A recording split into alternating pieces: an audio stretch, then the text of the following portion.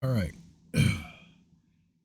Today's my 10-year wedding anniversary, so I might not be reading tomorrow. Just a heads up. This is Leviticus 14, Law of Cleansing a Leper.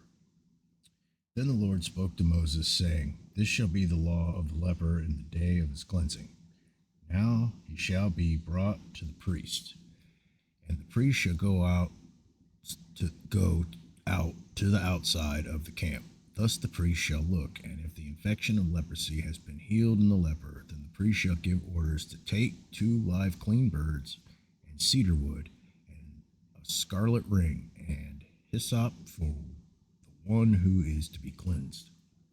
The priest shall also give orders to slay the one bird in the earthenware vessel over running water.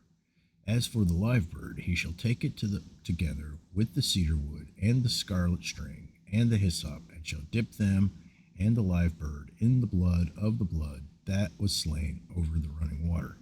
He shall then sprinkle 7 times the one who is to be cleansed from the leprosy, and shall pronounce him clean, and shall let the bird go free over the open field. Then the one to be cleansed shall then wash his clothes and shave off all his hair and bathe in the water and be clean. Now afterward he may enter the camp, but he shall stay outside his tent for 7 days. It will be on the seventh day that he shall shave off all his hair and shave. He shall shave his head and his beard and his eyebrows, even all his hair. He shall then wash his clothes and bathe his body in water and be clean. Now on the 8th day he is to take 2 male lambs without defect, and a yearling ewe lamb without defect, and 3/10ths of an ephah of fine flour mixed with oil for a grain offering, and 1 log of oil. And the priest who pronounces him clean shall present the man to be cleansed and the aforesaid before the Lord at the doorway of the tent of meeting. Then the priest shall take the 1 male lamb and bring it for a guilt offering with the log of oil present, and present them as a wave offering before the Lord. Next he shall slaughter the male lamb in the place where they slaughter the sin offering and the burnt offering at the place of the sanctuary for the guilt offering. Like the sin offering belongs to the priest, it is most holy. The priest shall then take some of the blood of the guilt offering, and the priest shall put it on the lobe of the right ear of the one to be cleansed, and on the thumb of his right hand, and on the big toe of his right foot. The priest shall also take some of the log of oil and pour it into his left palm. The priest shall then dip his right hand finger into the oil that is in his left palm, and with his finger sprinkle some of the oil 7 times before the Lord. Of the remaining oil which is in his palm, the priest shall put some of the right ear.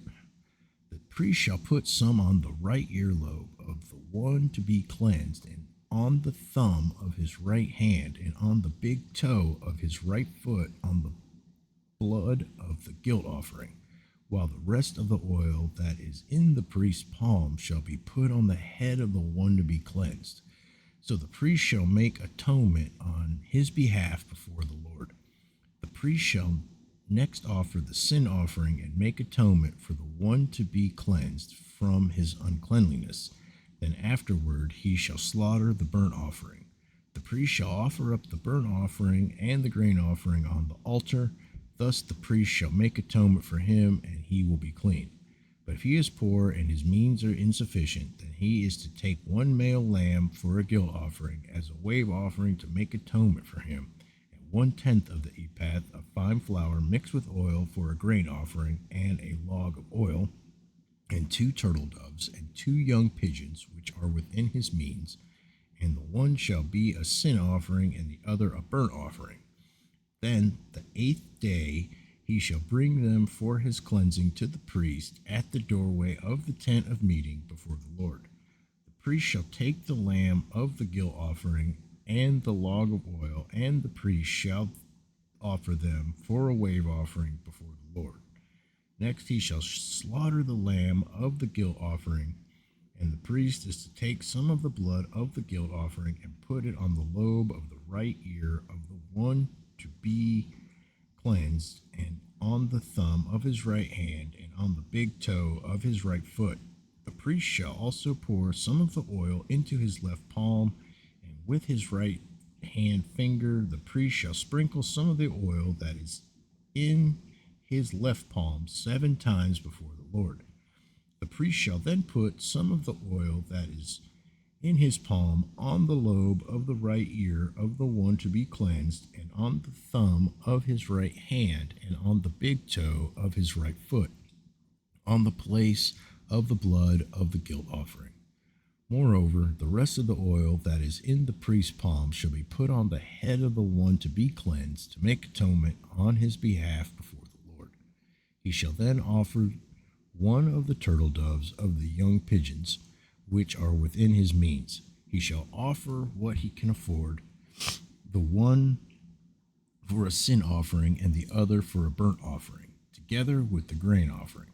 So the priest shall make atonement before the Lord on behalf of the one to be cleansed. This is the law for him in whom there is an infection of leprosy, whose means are limited for his cleansing. I'll do one more. Oh no, this is still it. I'm still on 14. Leviticus 14:33, cleansing a leprous house.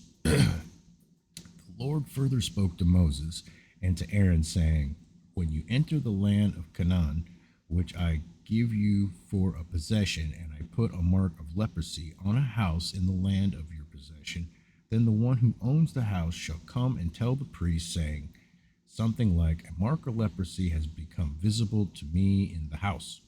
The priest shall then command that they empty the house before the priest goes in to look at the mark, so that everything in the house need not become unclean, and afterward the priest shall go in to look at the house. So he shall look at the mark, and if the mark on the walls of the house has greenish or reddish depressions and appears deeper than the surface, then the priest shall come out of the house of the doorway and quarantine the house for 7 days. The priest shall return on the 7th day and make an inspection. Marks have indeed spread in the walls of the house, then the priest shall order them to tear out the stones with the mark in them and throw them away at an unclean place outside the city. He shall have the house scraped all around inside, and they shall dump the plaster that they scrape off at an unclean place outside the city. Then they shall take other stones and replace those stones, and he shall take other plaster and replaster the house. If, however, the mark breaks out again in the house after he has torn out the stones and scraped the house, and after it has been replastered, then the priest shall come in and make an inspection. If he sees that the mark has indeed spread in the house, it is a malignant mark in the house, it is unclean. He shall therefore tear down the house, its stones, and its timbers, and all the plaster of the house, and he shall take them outside the city to an unclean place. Moreover, whoever goes into the house during the time that he has quarantined it becomes unclean until evening. Likewise, whoever lies down in the house shall wash his clothes, and whoever eats in the house shall wash his clothes. If, on the other hand, the priest comes in and makes an inspection, and the mark has not indeed spread in the house after the house has been replastered, then the priest shall pronounce the house clean, because the mark has not reappeared. To cleanse the house, then, he shall take 2 birds and cedar wood, and a scarlet string and hyssop, and he shall slaughter the one bird in the earthenware vessel over running water. Then he shall take the cedar wood and the hyssop and the scarlet string with the live bird, and dip them in the blood of the slain bird, as well as in the running water, and sprinkle the house 7 times. He shall thus clean the house with the blood of the bird, and with the running water, along with the live bird, and with the cedar wood, and with the hyssop, and with the scarlet string. However, he shall let the live bird go free outside the city into the open field. So he shall make atonement for the house, and it will be clean. This is the law for any mark of leprosy, even for a scale, and for the leprous garment or house, and for a swelling, and for a scab, and for a bright spot, to teach when they are unclean and when they are clean. This is the law of leprosy. That's it.